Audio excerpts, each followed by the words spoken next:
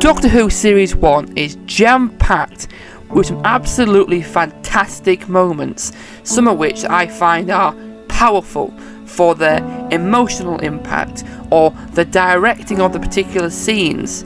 So today I'm going to analyse 3 moments that I find are the most powerful from Series 1.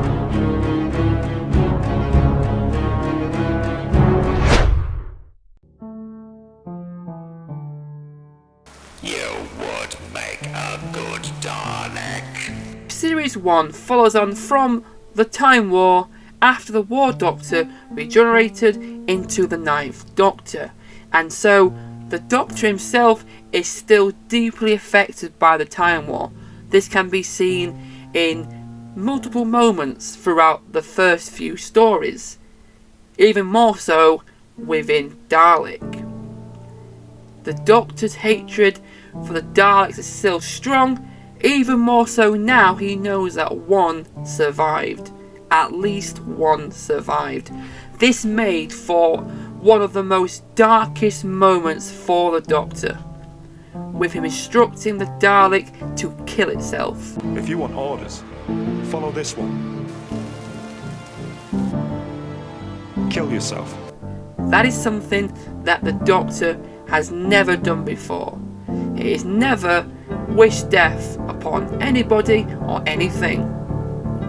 This contrasts heavily with Rose and the Unquiet Dead, as he was willing to give the Gelf and the Nesting Consciousness a chance, knowing how much the Time War affected them and how personally responsible he feels for that.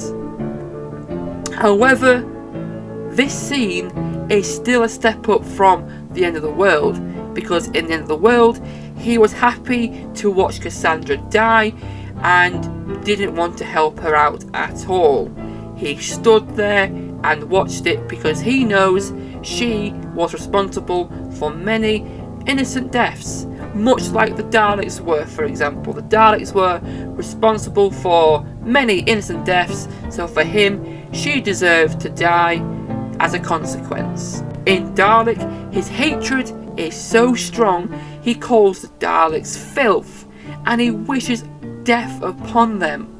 He is still broken from the Time War. He wants it to end, despite thinking it was all over. He cannot bear to lose another planet to the Daleks, and he wants them to be gone for good. This Dalek cannot survive. If it does, everything is at stake. So what does he do? He knows he has to destroy the Dalek, but he knows nothing much can be done because Daleks are almost indestructible. So despite knowing the fact that ordinary guns will not destroy a Dalek, he orders Van Statten to give every member of staff a gun rather than pull them out and trap the Dalek in. He wants it dead, and he will throw as much firepower at it to ensure it happens. He knows guns probably won't work, but it's better than nothing. He needs it to be dead. So the line, "you would make a good Dalek," is so powerful because it is a reflection of his rage and desire to kill the enemy. Much like a Dalek would, he has stood up. He stands to order. He's become a warlord. He has recognised the enemy that needs defeating, and he's taking charge, much like a Dalek would. His hatred and disgust of them has polluted his mind with dark thoughts that he must extinguish by killing the final Dalek in existence. However, at that very moment, he literally holds the high ground over the Dalek. Feeling determined to end it, he recognises the Dalek's only weakness at the moment. It is alone, and it has no orders. So he controls the building, and he has power over the Dalek, apart from the Dalek being fully operational and fully powered. So what does he do? He takes control. He gives the Dalek an order. He tells it to kill itself, further solidifying the Doctor as a warrior, a power-mad war chief, much like a Dalek would be. Seeing all the museum personnel dead in front of him pushes the Doctor to intervene further himself, feeling more responsible for more deaths and he's unwilling to let Rose die. He cannot risk her once again. Everybody lives, Rose. Just this once. Everybody lives! Since the conclusion of the Time War, the Ninth Doctor has paid witness to so much death of innocent people.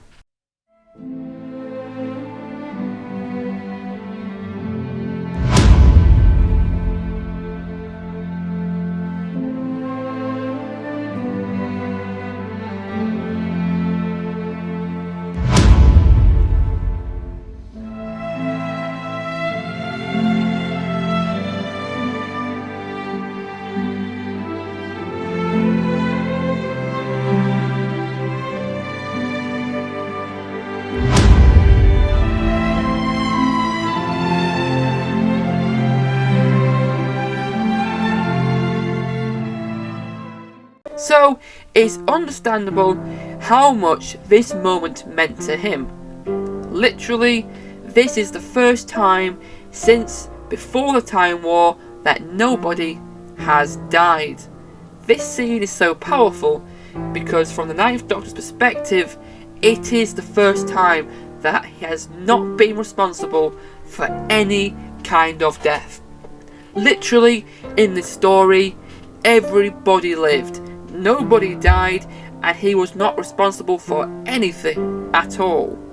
The Ninth Doctor often feels personally responsible for characters and events in Series 1.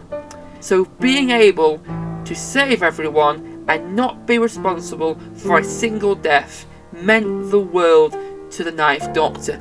The euphoria he was feeling in that moment when he realised that for once everybody could live.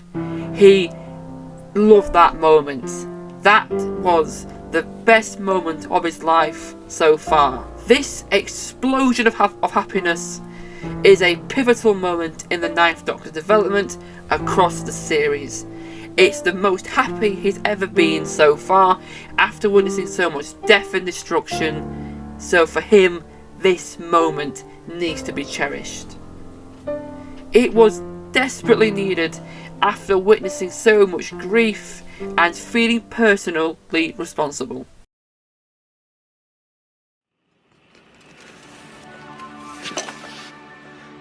Coward. Any day. The Ninth Doctor has gone through a phenomenal amount of change throughout Series 1. He began the series as a damaged survivor from an everlasting war, except his previous incarnation was responsible for ending that war. He wanted to move on and forget, but those plans were halted when a lone Dalek shows up in an underground museum. All those resentful feelings re-emerged in full force and caused the Ninth Doctor to act out of character. Fast forward to the finale, when it was revealed a whole Dalek fleet now lives, being born from the Emperor who somehow survived the Time War. Those resentful and ferocious feelings he had earlier has now been multiplied by 1,000,000. One Dalek was bad enough, but an entire fleet with an Emperor is just taking the biscuit. Much like in Dalek, he decides to take the matter in his own hands, feeling personally responsible. Knowing how much destruction they will cause, he decides to wipe them out completely to end the Time War for good. He starts to build a Delta Wave using the equipment from Satellite 5. However, the Dalek Emperor realises what he is doing and guilt trips him by reminding him that he knows the Delta Wave will fry Earth as the range will be too long. He's about to risk the Earth being destroyed as well, and he wants the Doctor to feel that pain. It is in this moment that he decides to send Rose home again against her will. Knowing what he's about to do and not wanting to risk her life once again, much like he's done before. Once the Delta Wave is complete, the Dalek fleet storm Floor 500 and surround the Doctor. The Doctor threatens the Emperor, saying he will do it. He will do it. He is threatening the Dalek Emperor. He wants him to be scared. He wants him to know that he is fully prepared to end everything now. This scene is so powerful because of Christopher Eccleston's emotional delivery. You can tell the Ninth Doctor is scared to do it. He doesn't want to do it, but he knows he has to, because he can't let the Daleks go on. He doesn't want to sacrifice Earth, and he wants to protect it, but he knows the Daleks cannot be allowed to survive anymore. The Dalek Emperor taunts the Ninth Doctor by saying he wants him to become like him. He wants him to become like a Dalek. He wants him to be a Dalek. He wants to see him do it. The Doctor goes to push the lever after being questioned. Is he a coward or is he a killer? That moment pushes the Doctor to the max. He has to act now. The Dalek Emperor is really pushing him, so he goes to push the lever. But he backs out and proclaims he is a coward any day. This is an excellent parallel between the scene at the end of Dalek, where the Ninth Doctor threatens to shoot the Dalek but backs out, telling Rose that he wouldn't. He couldn't. This is the Ninth Doctor coming full circle. At the start of Series 1, he was damaged and full of guilt. However, at the end, he's a changed man and couldn't allow another innocent planet to get destroyed as a consequence of his actions. He didn't want a repeat of the Time War, sacrificing another race of intelligent life just so his enemy could be destroyed for good. He comes to terms with his pain he has caused, knowing he is responsible and feels his death is much deserved. He gives up, saying maybe it's time. He faces death much like the Fourth Doctor in Logopolis and accepts it. This is a horrifying moment because the Doctor has given up. So, what are your favourite powerful moments from Doctor Who Series 1? Put them down in the comments below. If you enjoyed this video, give a nice big like. But most importantly, subscribe to keep up to date with our latest videos. Thank you so much for watching, guys. I shall see you next time. See ya!